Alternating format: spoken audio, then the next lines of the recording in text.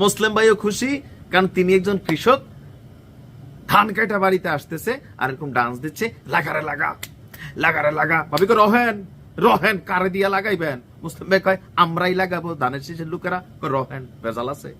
ভিডিওটা শুনেন।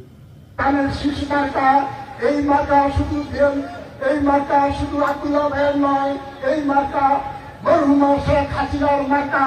এই মার্কা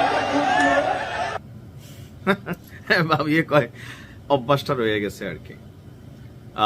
মরহুমা শেখ হাসিনা এই বলার পরে সবাইকে রক রক রক কাকা কাকা বইলা ফেলছে। আসলে হয় কি যে ধরেন মানে দীর্ঘদিন তো 17 বছর বাংলাদেশে ওইভাবে বিএনপি তাদের প্রোগ্রাম করতে পারে নাই।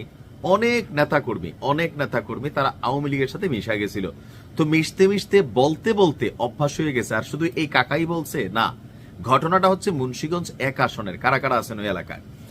তো সারা বাংলাদেশে যখন শেখ হাসিনা সরকারের পতন ঘটলো, তো অনেকে পিঠ বাঁচানোর জন্য, অনেকে যারা আওয়ামী লীগের মধ্যে লুকায়িত ছিল, বিভিন্ন দলের বিএনপি, জামাত ইসলাম বা অন্যান্য দলের যারা ছিল বা এতদিন প্রকাশিত ছিল না, মানে বিভিন্ন কারণে এখন আবার তারা সবাই কিন্তু ঘরের ছেলে ঘরে ফিরে আসছে। তো ওই যে দীর্ঘদিনের প্র্যাকটিস, এই জায়গাতে আইসা এটা কিন্তু তাদের চলে আসতেছে মুখ ফসকায়। যে তিনি বলতে চাইছিলেন, যেহেতু বিএনপির সভানেত্রী বা প্রধান যিনি চেয়ারপারসন আমরা যা বলি, মরহুমা খালেদা জিয়া, তো ওনার নামের জায়গায় তিনি ঠেলার ছুটে বলে ফেলছেন মরহুমা শেখ হাসিনা। এটা আসলে স্লিপ অফ টাং, এর বাইরে কিছুই না। তবে এখানে মুন্সিগঞ্জ 1 আসনে আমি দেখলাম, এটা মুন্সিগঞ্জ 1 আসনেরই সম্ভবত, যদি ভুল হয় মাফ করে দেন, কারণ মুন্সিগঞ্জে 3টা জায়গাতে আমি দেখছি যে এখানে বিএনপির মনোনয়ন পেয়েছেন। আর এই জিনিসগুলো কেন আসলে ডে বাই ডে বাড়ছে, সোশ্যাল মিডিয়াতে আসতেছে, সবাই মজা করতেছে, এটা নিয়ে ট্রল করতেছে, কিন্তু এটার কমন ফ্যাক্ট হচ্ছে,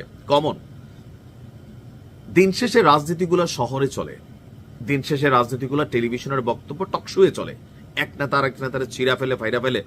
কিন্তু বাস্তবতা হচ্ছে আমাদের রাজনীতির মধ্যে এখনো একটা সম্প্রীতির জায়গা আছে লোকালয় বা গ্রাম অঞ্চলগুলোতে।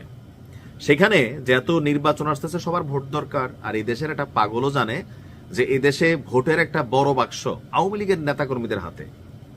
বিএনপি তাদের নিজস্ব ভোট দিয়ে জীবনও পাশ করবে না, মানে ক্ষমতা যেতে পারবে না, জামাতও পারবে না। দরকার কার? আওয়ামী লীগের ভোট। এটা তো একটা পাগলও স্বীকার করতেছে। আর যার কারণে জামাত বলতেছে আসো আসো আমাদের কাছে আসো, সব দায়িত্ব নিব। বিএনপি বলতেছে আমাদের কাছে আসো, আমরা ডিস্টার্ব করবো না। কারণ আওয়ামী লীগ হচ্ছে একমাত্র ভোট ব্যাংক যারা সুইং করাবে জামাত ক্ষমতায় যাবে নাকি বিএনপিতে। তো টকশোতে যে আলাপ আলোচনা গরম, এগুলা ভাই বলার জন্য বলা, কারণ দিন শেষে সবাই তাদের আওয়ামী লীগ যে লবিংটা ব্যবহার করে। আওয়ামী লীগ তো সব খারাপ না, যারা অপরাধী ছিল পালাই গেছে, অনেকে মিথ্যা মামলা শিকার হয়েছে, তাদেরও জামিন হচ্ছে। তো এই মুহূর্তে আওয়ামী লীগের এই যে নেতাকর্মী তারা বিভিন্ন দলে যোগ দিচ্ছেন, প্রতিদিনই দেখবেন জামাতে এত যোগ দিচ্ছেন, এনসিপিতে যোগ দিচ্ছেন, বিএনপিতে যোগ দিচ্ছেন। তো তারা তো এখন ঢুকার পরে অনেক এলাকার প্রভাবশালী অনেক ব্যক্তিত্ব আছে যারা ভোট ব্যাংকটাকে কন্ট্রোল করে। তো বিভিন্ন প্রোগ্রামে তাদেরকে অতিথি হিসাবে রাখা হয়। তো সেইখানে একটু বক্তব্য দিতে গেলে আমার ধারণা এরকম স্লিপ অফ টাং, অর্থাৎ ঠেলার চোটে, বাংলা ভাষায় আমরা যদি বলি আর কি, এটা বইলা ফেলে। তবে এই নিউজ দেখা আমরা ট্রল করি আর যাই করি, নির্বাচন, ক্ষমতা, এই দুই জিনিসটার মধ্যে আওয়ামী লীগের এখানে একটা প্রত্যক্ষ সহযোগিতা লাগবে। যেই দল ক্ষমতায় যায়, যেই দল, সো সবাই চাচ্ছে যারা ভালো মানুষ আওয়ামী লীগ করছে এই ভোটগুলো যেন তারা পায়। অপরাধীদেরকে অনেকে রাখতে চাইবে না, এটা স্বাভাবিক। কিন্তু যারা আওয়ামী লীগ করছে বা আওয়ামী লীগ মনা বা আওয়ামী লীগের পরিবার, তাদের ভোটগুলোর জন্যই সবাই আসলে উঠে পড়ে লাগছে। আর এখান থেকে এরকম ঘটনা ঘটছে।